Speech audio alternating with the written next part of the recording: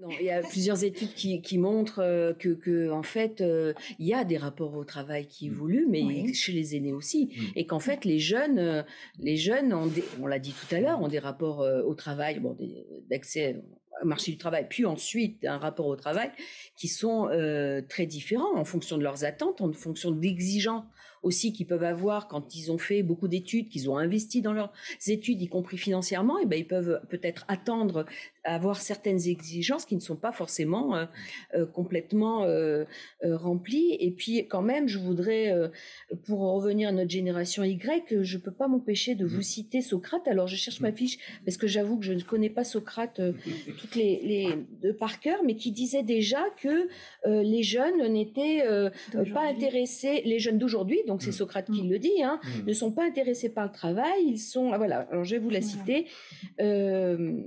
Non, pardon, excusez-moi.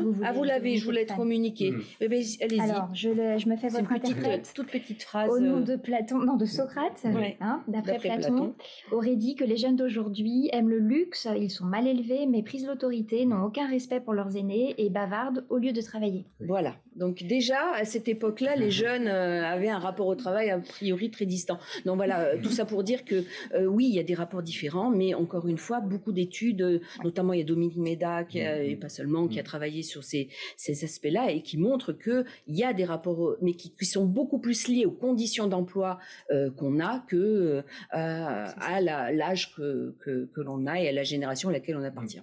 Alors, par contre, je trouve ça quand même assez frais, le questionnement de surdiplômés qui réinterroge le sens au travail. Voilà, la quête de sens. Alors, c'est encore une fois qu'une petite partie, mais je trouve quand je dis c'est assez frais, c'est que ça nous amène aussi à reposer un certain nombre de l'utilité de l'entreprise, de la contribution de mon action, et peut-être aussi de codes managériaux, de culture managériale qui doivent évoluer pour laisser plus la parole, considérer, être moins dans ce système hiérarchisé qui a pu exister dans certaines entreprises. Donc, je pense qu'il y a des choses à prendre véritablement quand même, tout en ayant ce clivage clair. C'est pas tous les jeunes, mais certains jeunes, j'ai pu participer à la Cité Fertile à Pantin, des débats comme ça avec les jeunes. C'était quand même extrêmement intéressant mais expliquez-nous, vous, en tant qu'entreprise, à quoi vous contribuez, est-ce que vous construisez un avenir désirable. Et je pense que cette transition écologique amène effectivement des questionnements qui sont très utiles. Après, il ne faut pas effectivement qu'on le voit comme la génération Y et tous les jeunes.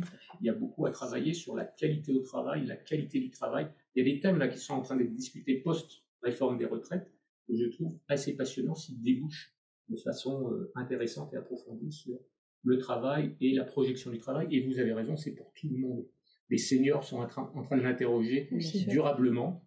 La volonté de ne pas aller plus loin, les 64 ans ou les 62 ans, était finalement un symbole d'un questionnement sur le travail et la projection au travail. Et c'est ça qu'il faut qu'on entende.